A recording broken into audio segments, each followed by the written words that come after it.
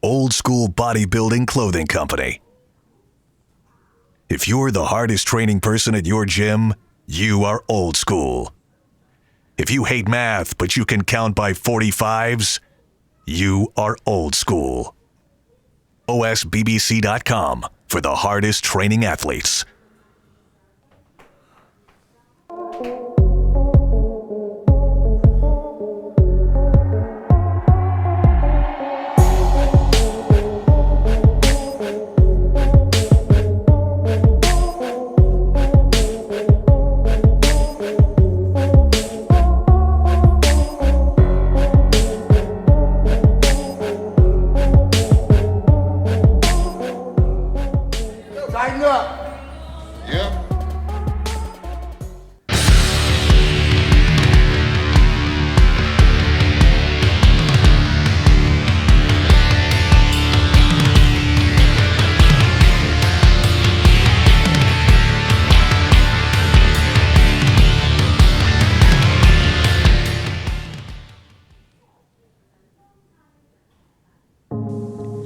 After working hard at the gym, you need a mattress that works as hard as you do.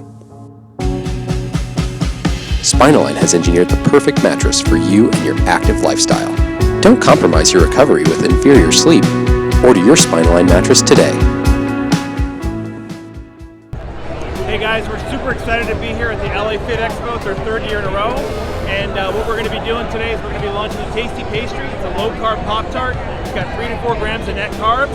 And we love this show. This is our best place to be in LA.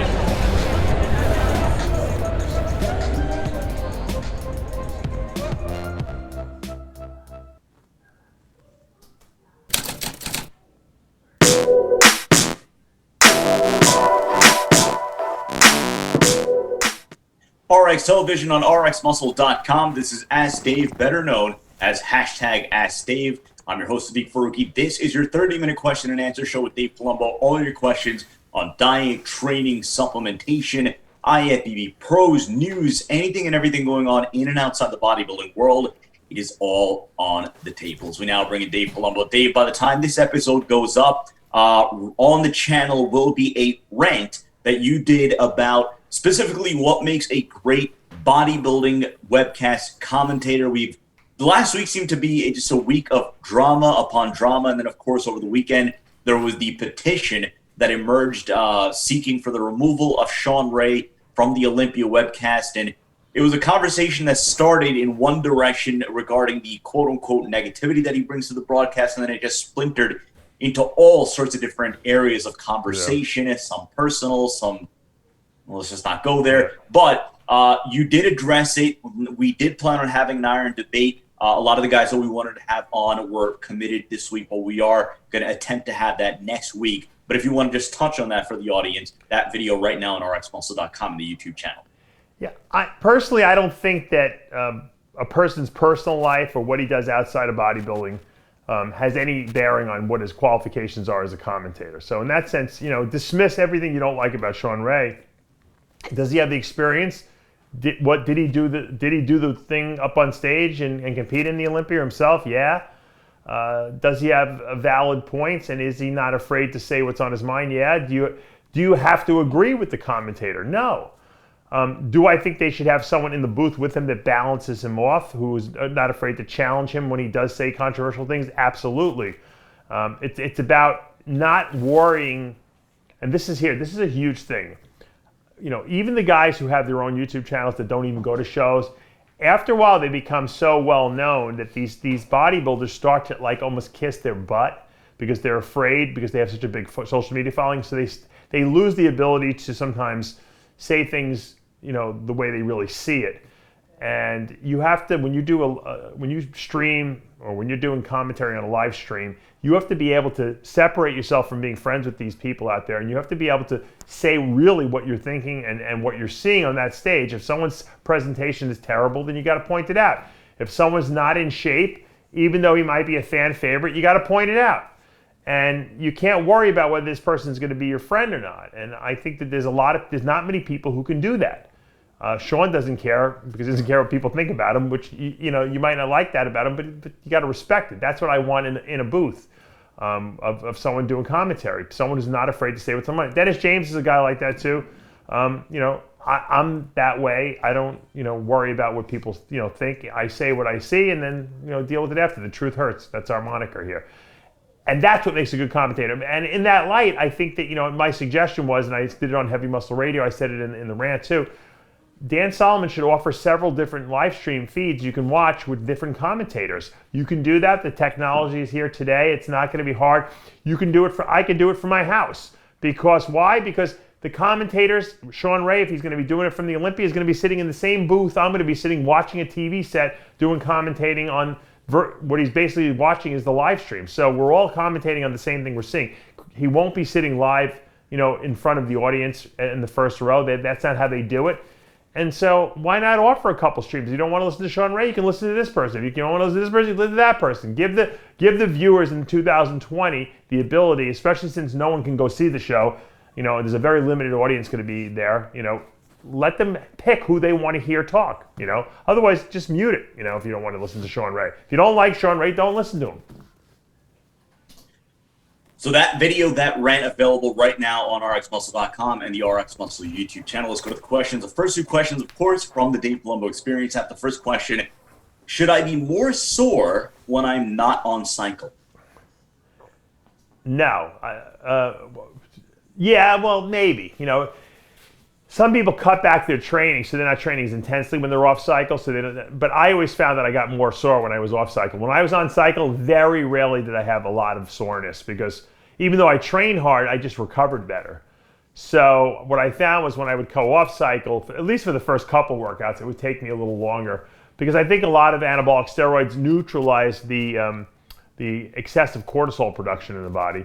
And it also, helps your body with the recovery process, assuming you're not overtraining. You can overtrain even on anabolics, But if you're doing the same workout volume and the same type of intensity level on steroids as you do off, okay, when you're off, obviously your body's at a disadvantage. When you're on, your recovery is much better. But I never really got sore after a certain point of training because my body was used to it. Soreness usually indicates the fact that you're doing something that you haven't done and you've overtaxed a certain muscle in a certain way. That implies that you just started working out again, maybe after a long layoff, or you might have taken your training to another level because now you're training much heavier, okay? But if you're doing pretty much, if you go to the gym and every week you do your squats and maybe you increase your weight 5 to 10 pounds or whatever, that's not going to cause you to become excessively sore, okay? However, if you never do, like, say, front squats, and all of a sudden you do a front squat workout and you haven't done one in 6 months, you might be sore the next day because you're using different muscles. So whether you're on steroids or not, but on a routine basis, I find that when I'm on a cycle, I'm not sore. I might feel a little fatigue after the workout, but I'm not like excessively sore where I'm walking around like half crippled the next day. And I think that there's a distinction there. Now, when I go off cycle, initially I might be very sore. And then my body kind of gets used to that too, and then I'm not that way anymore. So there's really no definitive answer to your question. Second question, again from the Dave Palumbo Experience app. An interesting one here. I'm not sure if we've ever asked anything like this before, but the question is about body odor from PED use. Which compounds cause this and ways to combat other than, I guess, using deodorant, possible imbalance in vitamins, etc. Always enjoy your content. I implore you, please listen to me. Wear deodorant in the gym. Please, I beg you. There's always that one or two people in the gym that stink all the time. And you know what? It's a very embarrassing subject because, no one wants to go up to someone and tell them, you know what, you stink. And it's even worse when it's a girl because there's always one girl who's just, and it's usually a good-looking girl too, and she just smells bad. And it's like, what do you say to her? Can you? And it's not that they're probably, I'm sure they're showering, but they're not using a strong enough deodorant. Women who work out, like bodybuild workout, and especially women who use anabolics, they have to use they can't use the little deodorant they used when they were 12 years old. They gotta get a stronger deodorant. Sometimes they gotta use a man's deodorant even because if you're taking male hormones, you're producing much more, I guess you could say, I don't know if they're called pheromones, whatever you want to call them. The sweat just stinks worse, okay? So you need a strong deodorant, okay?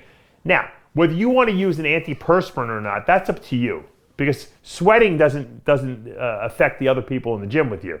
We're talking smell here. So when I was bodybuilding, I was sweating like a storm up in the gym, and I always used a very strong deodorant, and I found that there was several of them out there, and later on down the road I found they all contain aluminum. I don't know if that aluminum has any negative health ramifications long term, but I used it for a very long time. Recently I've switched to pit paste, it's called. It's an anti-deodorant. I don't know if it's going to be strong enough though. If I'd be training like a lunatic, like I did in the past and taking anabolics, I don't know if it would be enough to get rid of the smell. It's not really an antiperspirant. It doesn't stop you from sweating. It just stops the odor. But if I were you guys, trust me when I tell you, if you don't want to stink up the gym. You don't want to get that reputation as the smelly guy. So you got to use a strong deodorant. I would also recommend using like a dial soap when you shower, okay? Because that's antibacterial, because it's the bacteria that create that smell, okay, that you're releasing. They release certain waste products that will cause that. That's why if you don't shower for a couple days, you smell worse, because it's the bacterial levels are building up in you. So use dial soap, shower at least once a day. When I was competing, I was showering twice a day, in the morning and at night, and use a strong deodorant. And if you're a woman and you're on anabolics, I would recommend picking a man's deodorant. It doesn't have to smell like a man. You can get like a baby powder fresh or whatever, but use a man's deodorant because it's stronger and you won't smell it. The worst thing you can do is be the stinky person in the gym, I'm telling you. Let's go to our Instagram questions. Again, if you're not already following us on Instagram, the handle is official_RXMuscle. If you're watching us for the first time on YouTube, please hit the subscribe button below. Hit the notification bell. You're not going to miss any of our upcoming shows, segments, or updates. We have some news coming up over the course of the next week or so regarding our Olympia coverage, so you're not going to want to miss any of our preview segments, Iron debate segments, athlete interviews, anything and everything that we do leading into the Olympia, and of course, Olympia weekend coverage. So hit the notification bell. You're not going to miss any of our upcoming uploads. If you like what you're watching, hit the like button, comment below. Obviously, that helps. And as always, we thank you for your support. Encore 497, how many calories do you think Big Ramy eats daily in his off-season diet? I would venture to guess, and I don't know what he eats personally.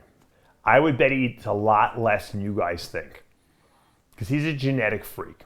I've seen it before. Really huge guys that grow real easy, they don't even need to eat a lot. A lot of these guys eat more food when they're dieting for a show than they do in the off-season. Off-season, they miss meals, and they're still enormous. I don't think Ramy has the kind of metabolism that if he misses a meal, that he'll lose 5 pounds. That's the kind of metabolism I had. If I didn't eat every single meal and I missed a couple meals, I would be dropping weight every day. He's the kind of guy that his body will grow no matter what he does. I'm sure he eats his 6 meals a day. He probably has 2 shakes and 3 or 4 meals. And I'm sure he's eating, at least 50 grams, maybe 60 grams of protein per meal. I bet you he doesn't even eat 400 grams of protein. I'll bet he doesn't eat 400 grams of protein, and he still grows on that. And that's what superior genetics do. Now, you take a guy like Gray Kovacs, who is eating probably 8,000 to 10,000 calories a day, and I've seen it in person, so I know he was. Different type of guy, but he was over 400 pounds. So if Ramy wanted to get up to 400, which he probably could, he's pretty close already, in the off season, he'd probably have to eat a lot more food, but he doesn't need to get that big. So it's actually good that he's not overeating like that, because his waist is actually, it looks good. He doesn't have a bloated midsection or anything like that. And that's an advantage that guys have like Ramy.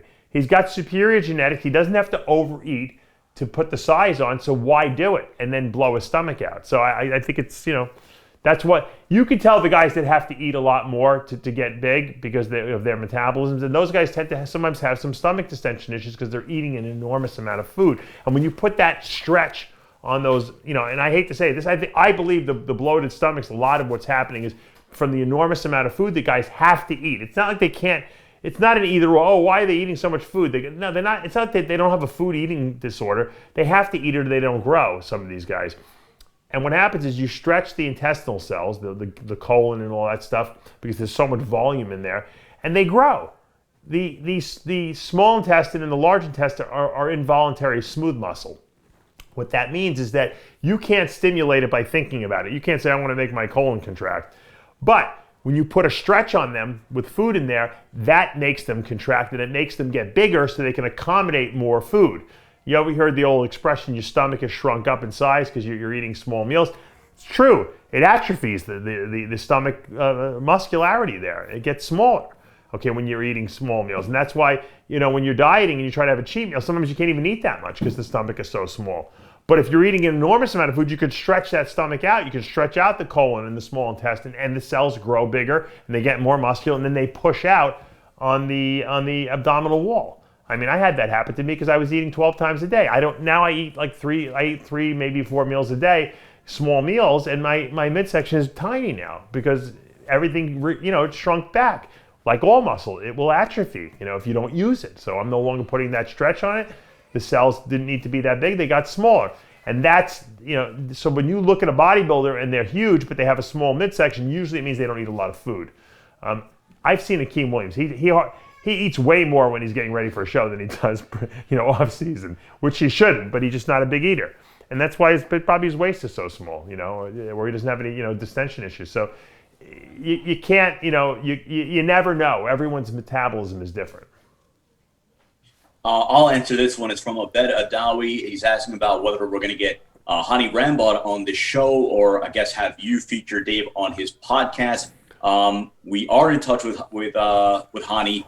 Actually texted back and forth with him a couple of weeks ago. We're always trying to figure out what works time-wise or whatever, and we just haven't been able to make it work. But we do plan on having him on the show very, very shortly. Good one here, Dave, from DJ Dom in New York. He asked specifically about back injuries. He says, how do I essentially go back to training? He says he's a little gun shy, even though he's fully recovered. So I guess if you want to go with that, and then I guess, coming back from any other major injury, feeling a little gun shy, how do you get over that? I think what you do is you take your time. What you'll find is that regaining muscle is relatively easy. You don't have to lift crazy heavy.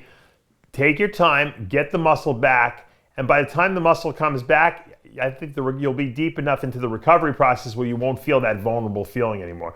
I know when I got my shoulders redone, it was a big adjustment because I didn't want to tear anything or break anything open in there or something like that, or loosen the implant or anything like that. So I was very nervous at first going back. So I took my time. I hadn't really been able to train pain-free for so long that even any training was so good just to be able to go through the motions and do all this stuff without having any pain whatsoever, that I just took my time. And then it took a year actually. After a year after I got my second shoulder done, I felt comfortable where when I put weight on there, I didn't feel any vulnerability anymore. And then I pushed through it. Now, if you're a competitive bodybuilding, trying to make a comeback as quickly as possible, it's a little scarier. That's why I feel that one of the greatest comebacks of all time in bodybuilding had to be Branch Warren. After tearing his quad, less than 6 months later, he won the Arnold Classic, and his legs were big. It's unbelievable. Look, I went through the quad tear, and my quad didn't take, and I had ruptures and stuff like that. And I know how painful that recovery is, getting that range of motion back. I salute Branch Warren on that. That is the greatest. No, bicep tear is nothing. A quad injury repair, it's not the repair that's so bad, it's not the pain after the repair, it's actually the rehab of getting that range of motion, because it's like you have a stuck muscle, it doesn't want to bend. And so he not only did he get the range of motion back, but he got the actual muscle to come back. He probably was laying it on the line in the gym, probably doing stuff that the doctors would have been cringing if they would have watched him doing. And that's just because Branch had that attitude, like, look, I don't care. I'm going to put it on the line. I'm going to risk it all. This is what I want to do. I'm not going to be afraid. And he's fearless. And, sometimes maybe stupidly fearless, but it worked for him. Other people, maybe if they would have done it, they would have retore their quad. I don't know. He's a good healer. And so to answer your question, take your time. You'll get to a point where your body feels good and you will lose that vulnerable feeling. It goes away, you'll forget about it, and you'll feel like your old self again, and you'll be able to train through it. And that's just time heals all wounds. That's the old moniker. This next question, Dave, I'm taking it because you did a rant yesterday regarding supplements that quote-unquote sabotage your diet. It's from Blood, Sweat, and Tears, or Blood, Sweat, and Bars, actually. Your thoughts on zero-calorie sauces, zero-calorie fizzy drinks while on prep? I'm fine with diet sodas and stuff like that, like, even Diet Cokes, Diet Pepsi. I drink a lot of Diet Ginger Ale, even Diet Sun Kisses are. You gotta just watch. Sometimes they have a little bit of sugar in them. You gotta be careful. Those are the ones I'd eliminate. There's enough diet sodas that are really truly zero, in terms of carbs and calories. Be careful with the 0 calories because sometimes they can disguise that. Amino acids, okay, branched chains, essential amino acids. Technically, they can put 0 calories on the label, but your body can use those for energy, so that's not 0, okay. But diet drinks seem to be fine. Some of these diet energy drinks are fine. I don't have a problem. The sauces, I don't trust those for $1 million. Those butter sprays, stay away from those because those are a certain serving size, I guess, dependent. Meaning that, if you sprayed one spray of the butter spray or you put one teeny splash of the hot sauce, it's 0 calories, but as soon as you get to the next splash, now you're at 2 carbs already, So you got to be careful. Think about what is a hot sauce made from? Red peppers. Red peppers has got sugar in them, okay? The natural sugars. What is sugar-free ketchup made from? Tomatoes. Tomatoes is a fruit. It's got carbs in it. What is, you can run down the litany of all the different things. Anything that's red in color, okay, means it has some kind of sugar in it because all red peppers, red tomatoes, okay, these are all vegetables / fruits that actually have carbohydrate content to them. Whether you're adding extra sugar or not doesn't matter, so you can't just unlimitedly use these things. How Ronnie Coleman used that Masterpiece barbecue sauce, well, I know how he used it, and still got lean. He would have to, Ronnie was doing 2.5 hours of cardio. He probably could have done 0 cardio if he would have stopped eating all that Masterpiece barbecue sauce that was loaded with sugar and calories. So and he's a genetic freak. That's really how he got past it. But you can't do condiments will ruin your diet if you're not careful. Let's go to Nathan Schittler. Now, this is a topic, I guess, that we have addressed time over time, but again, with new audiences, they want to hear your answer on this. Your best method to rebound post-show. He goes on to list taper with diuretics or just let the water come off on its own. Diet reverse recommendations. Yeah.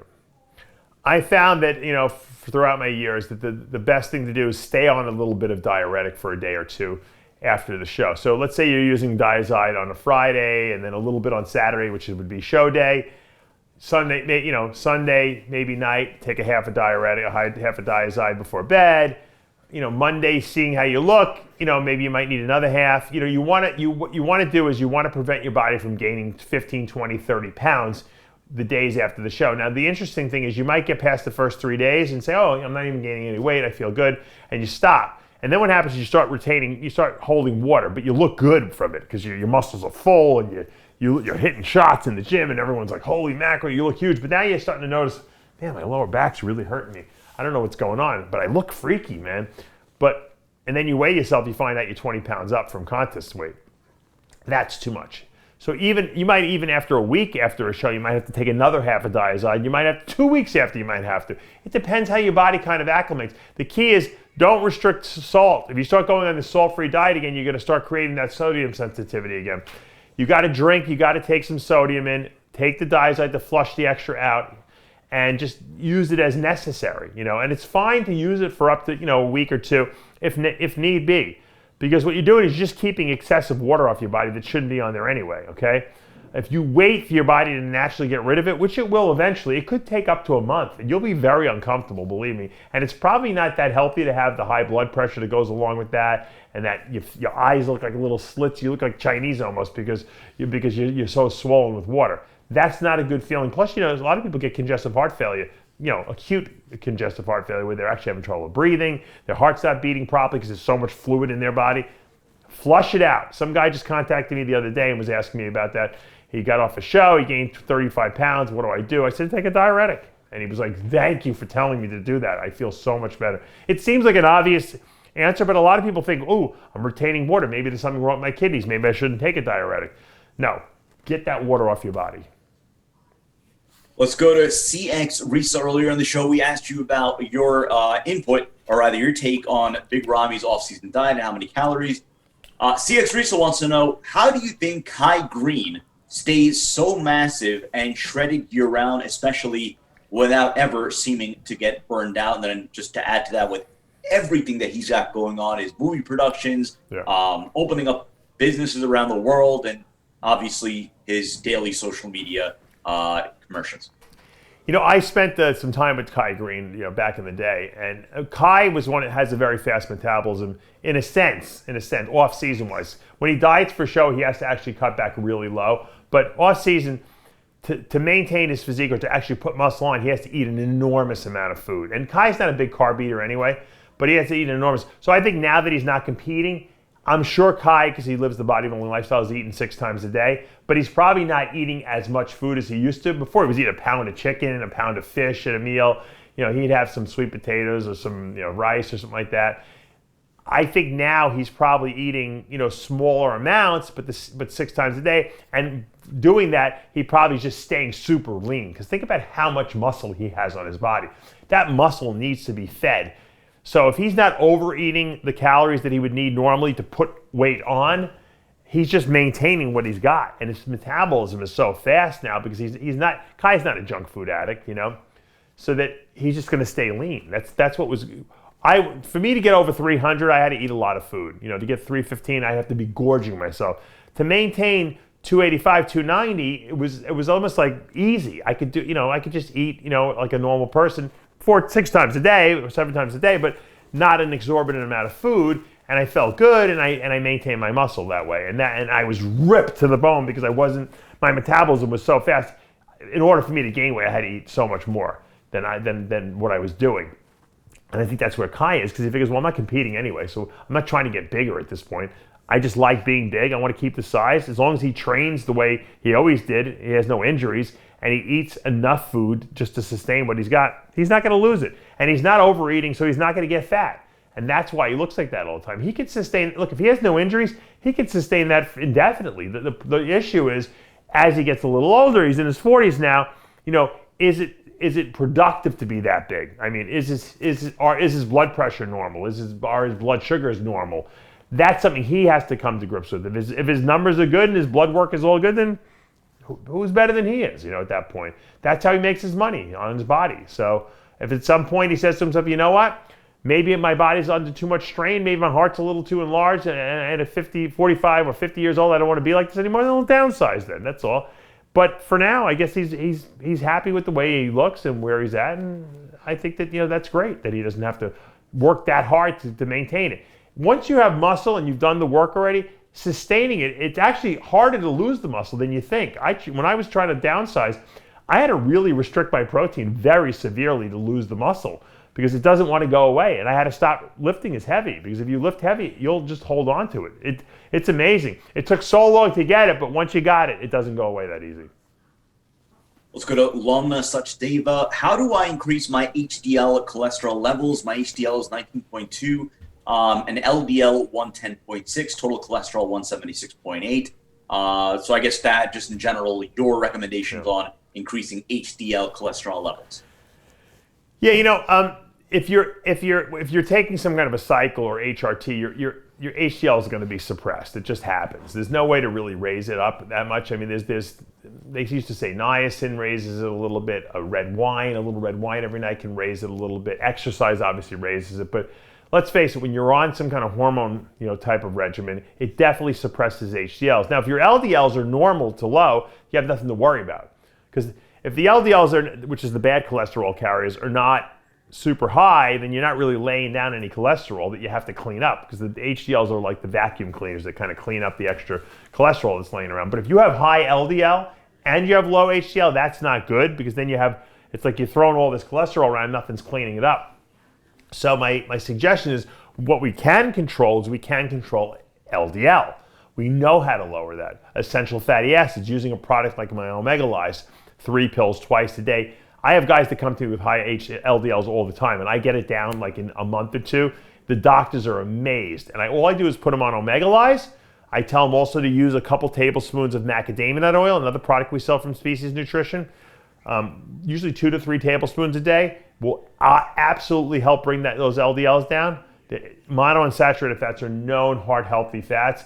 And then, of course, Fiber-Lyze binds up LDL cholesterol and pulls it out of the body. So that lowers it. I mean, Metamucil for years was sold as they can't say it anymore. They can't make the claims anymore, but they used to be sold as a reduce your cholesterol, supplement. So, but we know psyllium, fiber supplements, especially high swell rate psyllium fiber supplements like Fiber-Lyze, will definitely bring down LDLs. And I know it. I've seen it. I've seen it in hundreds of people that I've put on this regimen. Omega-Lyze, Fiber-Lyze, and you'll see within a month to 2, LDLs come down. And sometimes HDLs go up, but there's no hard evidence to prove that these the essential fats, stuff like that, will raise HDLs. But it doesn't even matter, because if your HDLs are a little low, but your LDLs are low, you're fine, you're healthy. That's what you want. And so it's a simple thing. I've been saying it over and over and over and over and over and over again. Your 3 most important supplements that you take are your V-Mineralize, which is your vitamin minerals coming from chelated minerals with effective dosages of vitamins. Your essential fatty acids, omega-6 and 3s, the correct ones. That's your Omega-Lyze formula, and your fiber supplement that's high, psyllium-based fiber supplement, high swell rate. Those 3 supplements are your package to health. You do that on a regular basis, your blood work will be surprisingly very good. Time for a couple of more questions. We have quite a few that I guess we selected for the show. So what I'm going to do is I'm going to send them to Dave separately. And Dave can do separate, short, little individual ranks on each topic, because they are really good ones. Team Mellum 73, Dave, how do I get better mind-muscle connection in my delts? Whenever I do overhead presses, even on a machine or dumbbells, I mainly feel it in my traps. Well, then they don't do those exercises. If you don't feel them in the muscle that you're doing, then don't do them. That's what I always say. The best exercise for delts, believe it or not, and we talked about this the other day when I had, what's his name on the show, Doug Brignoli, is side laterals. You get on that side lateral machine, put that pad right on your elbow and just bring it up. You can't cheat. This is it. It's side lateral. That's it. You want a big, thick side lateral muscle? Get on that machine and one arm at a time do them, and then switch to the other arm. I'm telling you, you can't do anything. If you can lift the weight, you're going to build muscle there. And I've seen guys build some huge muscles just from doing that side lateral machine. And I get that pad behind my elbow and I go backwards with it. And I work my rear delts. I do front raises with either a cable or a dumbbell. And the pressing movements are really something that if you're not feeling, don't do it. Go lighter, Play around. Use a barbell. If you don't feel the barbell, use dumbbells. If you don't use dumbbells, move them around. Maybe you're not getting a full range of motion out of it if you're using your traps, because what you're probably doing is you're squeezing your trap to bring the weight up, and that means the weight is probably too heavy. Lighten the weight up and really keep those traps down, and just press up with your shoulders. Something I couldn't do before. Now that I have new shoulders, I can do that. But you have to teach yourself how to use the muscles that you're trying to train. If you're just pushing weight and cheating, which is what you're using when you do traps, you're not getting the benefits out of it. So who cares how much you're lifting?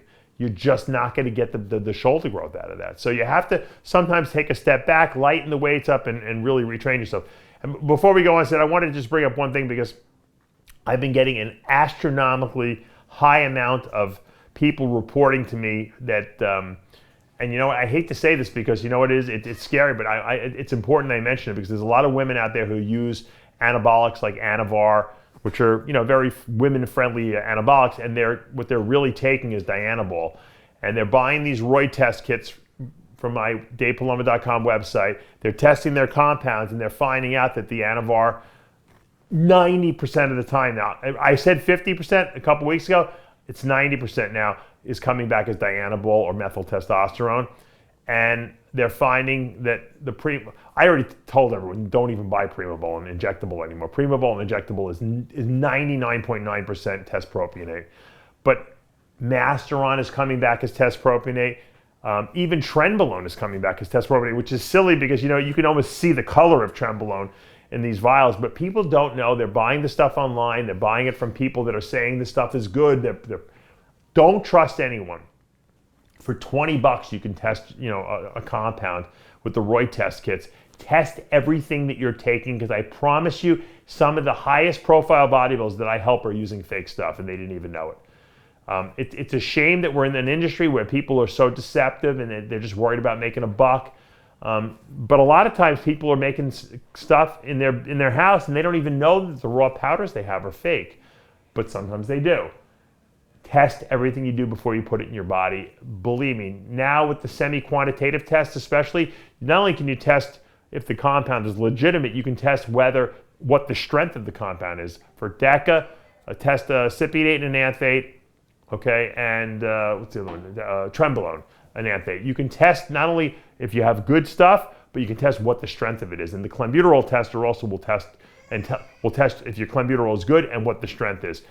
Don't leave it to chance. You guys are competing. You're spending money. You're spending your time, effort. Don't waste it. Test your compounds. One last question. Again, as mentioned, some of the leftovers that we selected for the show, I'm going to send to Dave separately, and Dave will do individual rants on them.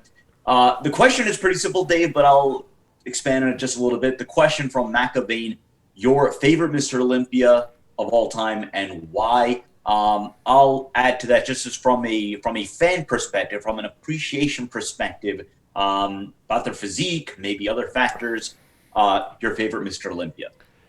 Yeah, it was always Dorian Yates when I was coming up, because that was like the era that I competed in, and I always thought it would always be Dorian Yates. And then Ronnie came on the scene, and he kind of eclipsed that. I never thought anyone would look better than Dorian, and Ronnie really did it.